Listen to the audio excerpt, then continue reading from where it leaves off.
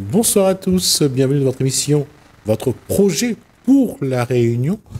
Il y a quelques jours, on a reçu des enfants qui ont participé à cet épisode malheureux de la Réunion. C'était les enfants de la Creuse. On va de nouveau aborder la question aujourd'hui et sur un point particulier. Alors, on reçoit de nouveau Nadège Roy. Bonjour. Bonsoir. Bonsoir. Et cette fois-ci, on revoit aussi, j'allais dire Valérie Andanson, c'était son nom d'avant. Aujourd'hui, c'est Marie-Germaine Périgogne. Marie-Germaine Valérie Périgogne. Là, j'allais dire, est-ce que, encore une fois, est-ce que quand on dit enfant de la Creuse, ça a une connotation particulière pour vous?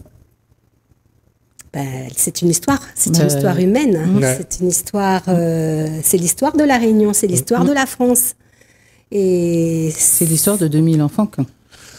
Et justement, Nadège Roy, revenir à la Réunion comme maintenant, après tout ça, après tout ce chemin qu'il a fallu construire et reconstruire, ça fait quoi de retrouver son île?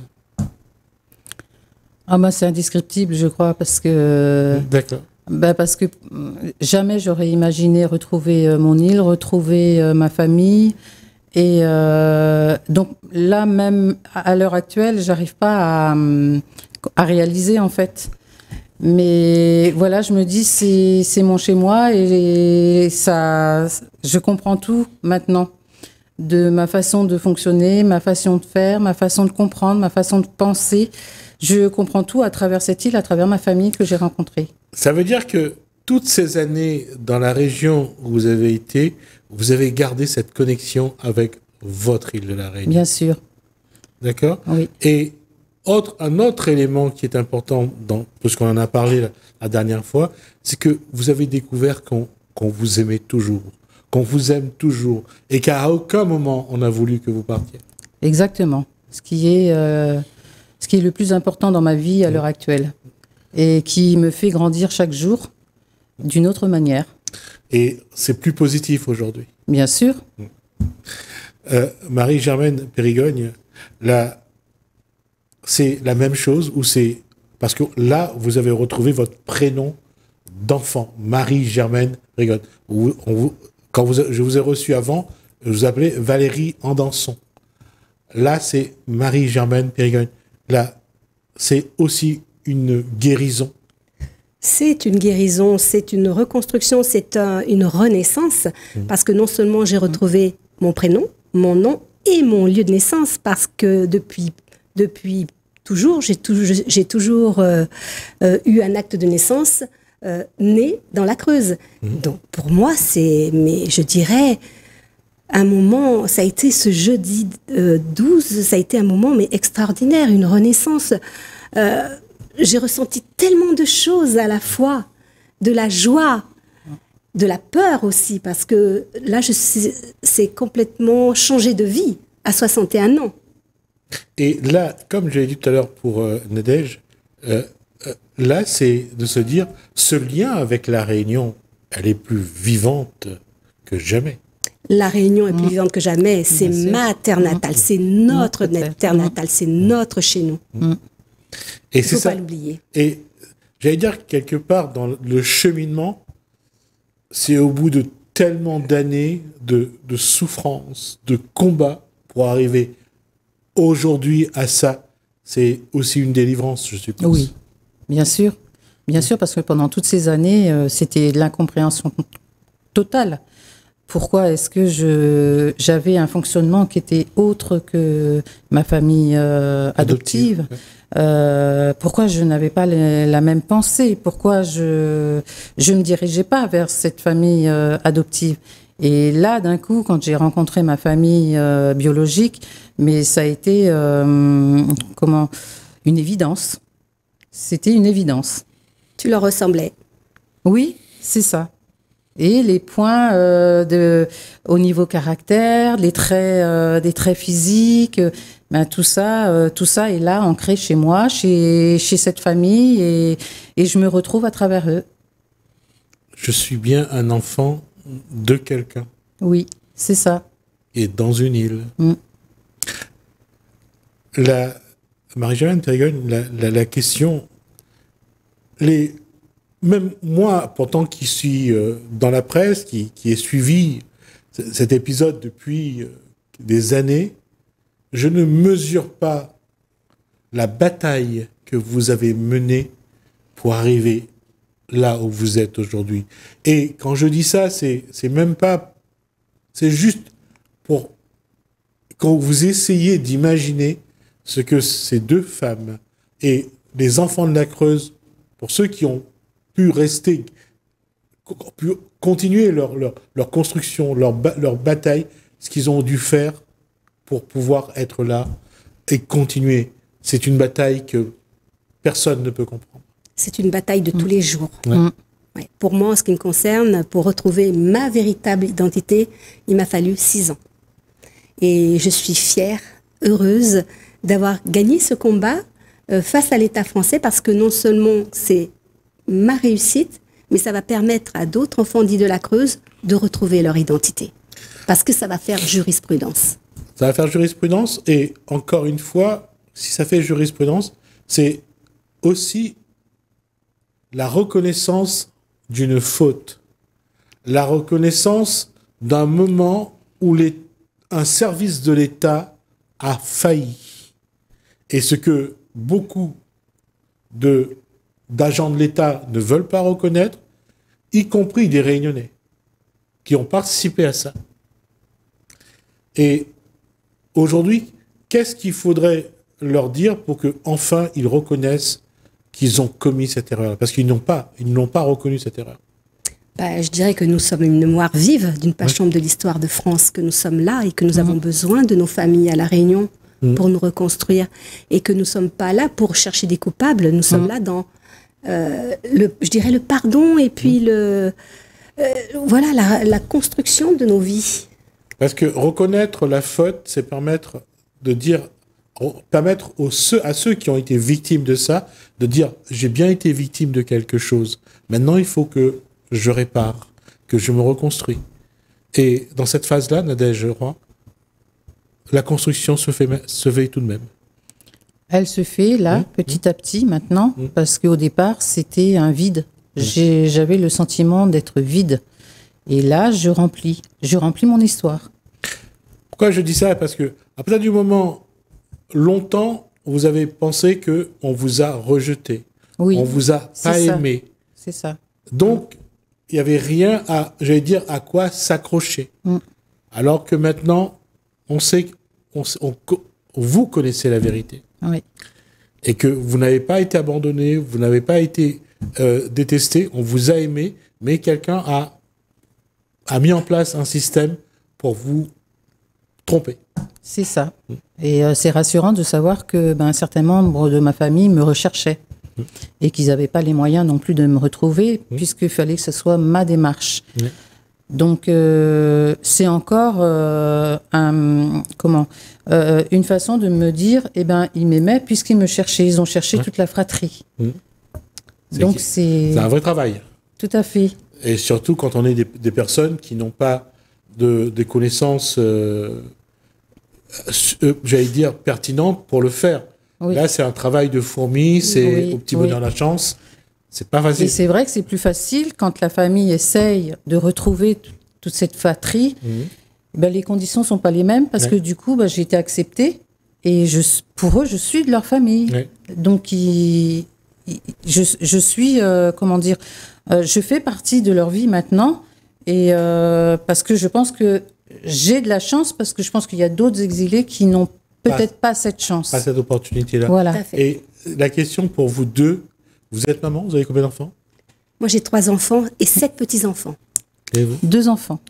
Ça veut dire qu'aujourd'hui, vous pouvez dire à vos enfants, voilà qui je suis, voilà mon histoire. Vous pouvez le dire aujourd'hui? Oui. Oui. Ah, tout à fait. Oui, c'est vrai. Et puis moi, mes enfants, quand je leur ai annoncé récemment que enfin j'avais retrouvé ma véritable identité, mais ils étaient heureux pour moi, heureux pour eux aussi, parce que quelque part, ils retrouvent, ils savent leurs origines, leurs racines. Leurs racines. C'est beau, C'est touchant. C'est vrai que je dirais que beaucoup d'enfants dits de la Creuse, nous avons eu des parcours de vie, nous avons été broyés, et malheureusement, aujourd'hui, il y en a encore beaucoup qui ne pardonnent pas et qui auront beaucoup de mal à se reconstruire. À partir du moment où la personne a vécu une souffrance indicible, c'est difficile. Et surtout s'il n'y a pas eu, à un moment, un acte ne serait-ce que la reconnaissance de la faute. Reconnaître qu'ils ont été victimes d'une erreur administrative, de quelque chose qu'on aura du mal à déterminer. Difficile après de reconstruire. Si on ne reconnaît pas la faute, c'est j'allais dire quasi impossible de se reconstruire. Mais ces personnes-là, je pense que vous avez un rôle à ce moment-là à jouer aussi. Un rôle d'exemple. Oui, oui, de montrer que ça peut marcher, de montrer qu'on peut y arriver, mais je pense qu'il faut une vraie résilience et effectivement pardonner ce qui a été fait et avancer. Oui. Et je reviens à ça parce que vous avez des enfants à qui vous pouvez dire maintenant, voilà qui je suis, voilà ce que vous êtes, et de continuer après. Parce que si vous avez trouvé vos racines, les enfants sont dans un équilibre différent. Oui. C'est un vrai équilibre. C'est une histoire transgénérationnelle, intergénérationnelle. Oui, tout à fait. Intergénérationnelle, oui. Et là, dans cette démarche-là, quand on parle d'intergénérationnalité, c'est de leur dire que vous avez eu une maman, une grand-mère, un grand-père, donc un papa aussi, un grand-père, une grand-mère, et ainsi continuer à voir cette lignée généalogique. Vous êtes des enfants de la Réunion. Oui, tout à fait, nous sommes des enfants de la Réunion. Et ça change la donne. Mais oui, ça change la donne parce qu'on est chez nous. C'est ça, tout à fait, et que maintenant, il faut apprendre, il faut réapprendre. Et à nos âges. Oui. Et il y a quelque chose qui m'a toujours fait sourire, c'est quand on parle de ça, de dire qu'on est des enfants de la Réunion. Mais souvent, on se pose la question, qu'est-ce qui fait la différence ? La différence, là-dedans, c'est que quand on sait qu'on a des racines, quand on sait d'où on vient, on est quelqu'un de différent. Par contre, je dirais que longtemps, moi, en ce qui me concerne, je n'étais ni de là-bas ni d'ici. Oui. Et je crois qu'il y en a encore beaucoup qui se considèrent comme ça, à se chercher encore. Et il y a des enfants de la Creuse qui approchent les 80 ans. Donc, c'est vrai que c'est pas la même énergie, c'est pas la même façon de se battre. Et surtout, si c'est difficile de retrouver quelqu'un à la Réunion avec qui ils ont des liens, c'est vrai qu'ils sont perdus. Ils sont pas de là-bas, ils sont pas d'ici. Donc c'est ça. C'est difficile. On est entre deux en fait. C'est perturbant. Je pense qu'il nous faudrait un dispositif psychologique. Oui. Autant pour nous que pour nos familles. Oui, tout à fait. Alors, si on pense à la mise en place, ça j'ai toujours dit, c'est comme pour la transmission intergénérationnelle. À un moment donné, on a besoin de comprendre vraiment qui on est. Et en plus, dans l'histoire de la Réunion, quand on regarde, on parlait de l'absence des hommes dans les lignées familiales. Là, il faudrait... pourquoi les hommes sont absents ? Pourquoi les hommes sont absents ? Pourquoi ce sont les femmes, et là, c'est une réalité, ce sont les femmes qui portent et qui ont porté l'histoire, qui ont porté la Réunion. C'est vrai. Et oui. Et oui. Et ça, c'est une réalité. Parce que on disait toujours, quand les femmes arrivaient par bateau, elles étaient enceintes, on savait qui était la mère, mais... On ne sait pas souvent qui est le père, même encore, tu sais, c'est dur, ça continue aujourd'hui. Donc, voilà. Et cette souffrance-là, ce qui rend cette souffrance-là encore plus grande. Surtout, c'est un paradoxe que je veux dire, surtout pour les hommes, parce qu'ils n'ont pas assumé leur rôle et les responsabilités qui allaient avec. Vous avez retrouvé votre père ou pas ? Il est décédé. Décédé ? Moi, je l'ai retrouvé il n'y a pas longtemps, en 2020. Ouais. Et c'est merveilleux. Bon, ça y est, on apprend à se connaître. Et c'est vrai que la fois où je l'ai rencontré, ça a été un moment très émouvant. Et il m'a dit, voilà, je savais que tu existais, je te voyais souvent à la télévision, mais j'avais honte. Et je lui ai dit, mais moi je suis pas là pour chercher un coupable et te juger. Maintenant, je suis là pour vivre une autre vie avec toi. Et ça se passe bien. Oui, là, ça se passe bien. Et je dis, pourquoi je parle de ça? Parce que quand on regarde dans certaines familles, les femmes ont eu les enfants, mais on sait, c'est la mère qui reconnaît l'enfant, mais il y a toujours, à côté, il n'y a pas de père. Donc, il y a cette souffrance-là aussi. Donc, c'est pour ça que je disais que quand le père est présent, ça crée un équilibre. Oui, c'est vrai, mais bien sûr. Bien sûr, un enfant a besoin des deux parents. Oui. Moi, je regrette de ne pas avoir connu ma maman biologique. Elle est morte très jeune. Et aujourd'hui, quand on regarde, c'est un paradoxe, les couples divorcent facilement. Et souvent, c'est la mère qui a l'enfant et le père n'est pas... Et oui, je dirais qu'il y a encore trop de... Enfin, je pense... je n'arrive pas à trouver les mots, mais... Ouais, c'est assez compliqué parce que c'est vrai qu'on laisse peut-être plus ce rôle à la mère, vu qu'au départ, c'est la mère qui enfante aussi. Donc peut-être que cette fonction est beaucoup plus attribuée à la mère. Alors, selon ce que j'ai appris, en Afrique, l'homme met enceinte la femme et après il s'en va. Enfin, dans certaines régions d'Afrique. Ah bon? Après, c'est le village qui élève l'enfant. L'enfant, oui. C'est la femme et le village. C'est la maman et le village qui élève l'enfant. L'homme ne fait que déposer sa semence. Voilà, c'est ça. Et j'allais dire que nous avons c'est certain, il y a cette posture africaine de la famille. Et c'est dans des familles à La Réunion, ça se perpétue. Oui, ça j'ai remarqué. Moi, je vois dans ma famille des Hauts, dans les Hauts, ici, il y a encore toujours ces coutumes. On voit le patriarche, et puis voilà, mais... Et les coutumes encore qui sont là. Oui. C'est bien, non? Oui, si l'équilibre est respecté et si l'enfant ne souffre pas de l'absence d'un parent. Mais quand le père ne vient ou il ne voit son père que tous les 3 mois, à un moment donné, il y a un manque. Ah il y a un manque. Oui, bien sûr. Et vous êtes bien placé pour savoir, votre maman vous a manqué, votre papa vous a manqué, et tout l'environnement réunionnais vous a manqué.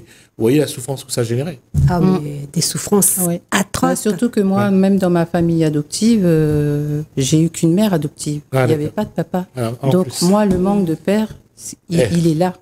Je ne sais pas ce que c'est d'avoir un papa. Je vais vous faire une confidence, moi non plus. Et pourtant, je suis de La Réunion. Et oui, voilà, c'est ça. C'est vrai que, bon, c'est pas simple. C'est pas simple. Et je dirais que dans tous nos parcours d'enfants dits de la Creuse, on a absolument connu toutes les souffrances qui existent. Et malheureusement, il y en a trop encore aujourd'hui. Que ce soit les placements abusifs, que ce soit les viols, que ce soit la maltraitance, il y en a trop. Oui, mais il y en aura. Beaucoup trop. Malheureusement, on voit que ça n'a pas changé. Non. Avant, on disait que la misère générait cette souffrance, mais aujourd'hui, les gens ont plus de moyens. Malheureusement, je ne vois pas la différence. Les enfants souffrent. Ça me fait penser à cette vidéo où on voit cette enseignante en train de taper sur un enfant. Oh là là. Non, c'est pour vous dire que les gens ont des souffrances en eux. Je ne vais pas pointer du doigt l'institutrice pour ça. J'allais dire juste de dire qu'on voit que les gens souffrent. Avant, les parents tapaient quand même sur les enfants d'une manière assez... violente. Et brutale. Donc, et brutale. Il y avait une vraie souffrance chez les parents. Il y en a toujours. Ça se passe différemment. Et quelles sont les solutions pour essayer d'améliorer tout ça? Je crois qu'il faudrait que chaque individu déjà reconnaisse la souffrance qui est en lui. Sa propre souffrance, oui. Et tout le monde croit qu'il est mieux que l'autre, il est plus fort, il est en bonne santé. tant qu'on se mentira à soi-même, je vois pas comment on va... Si on reconnaît pas qu'on est malade, on n'a pas besoin de se guérir. C'est vrai, ça c'est une belle Oui, image. je pense que l'être humain, il a du mal à se reconnaître et à se connaître. Ouais. Et il y a effectivement un manque de connaissance de soi-même. C'est vrai. Et pour aller plus loin, est-ce que l'individu est vraiment dans une introspection pour essayer vraiment de connaître tout ce qui ne va pas en lui? Je crois pas. Quand on regarde l'évolution avec la drogue et l'alcool, on voit pas qu'il n'est pas en train de chercher ce qui ne va pas en lui, il est en train d'essayer d'oublier ce qu'il y a en lui. Exactement, ça c'est très bien dit, il essaie d'oublier ce qu'il y a en lui. Mais parce que la facilité, je pense que c'est le déni aussi. Oui, vous avez raison, je suis d'accord. Ouais, c'est le déni, ouais. Plutôt que de rechercher réellement ses propres failles, c'est maladie, c'est souffrance. Voilà. Ouais. Mais après, quoi qu'on dise, il y a beaucoup de choses de fait. On ne va pas dire qu'il n'y a rien de fait. Mais je pense que chaque individu, enfin, il y a pas mal d'individus qui essayent d'être dans ce déni dont vous parlez. Vous avez essayé vous avez cherché, vous avez essayé de trouver, et vous avez trouvé. Mais combien ne le font pas? Parce qu'il faut avoir la force, et la foi aussi. Bien sûr. Et je vais terminer là-dessus. Encore une fois, c'est la femme qui montre l'exemple. C'est la femme qui fait le travail pour que ça aille au bout. Vous l'avez fait pour vos enfants. Et vous l'avez fait. Oui. Et il faut continuer. Oui. Il faut se battre jusqu'au bout et arriver à un beau résultat tel que celui que j'ai obtenu récemment, tout simplement. Et comme viennent de dire ces deux dames, c'est surtout de se guérir soi, mais derrière, il y a les enfants, il y a les petits-enfants, et ça continue. Donc, pour une fois, essayer de poser ce fardeau de souffrance qu'on porte depuis des générations, pour qu'enfin, une fois, on se dit, on est guéri. Il faut libérer la parole. Ouais. Oui. Alors, quand vous voulez, la parole est libérée sur ce plateau. N'est-ce pas? Merci Marie-Germaine Périgogne. Merci à Nadège Roy pour ce moment. Et on va essayer, nous, de perpétuer ça de manière régulière pour que peut-être d'autres, comme ces deux dames, aillent au bout d'une démarche. Merci à vous deux. Bravo à vous deux. Merci à vous. Merci à vous de nous avoir suivis. Merci Alain, merci François. Je vous dis à bientôt.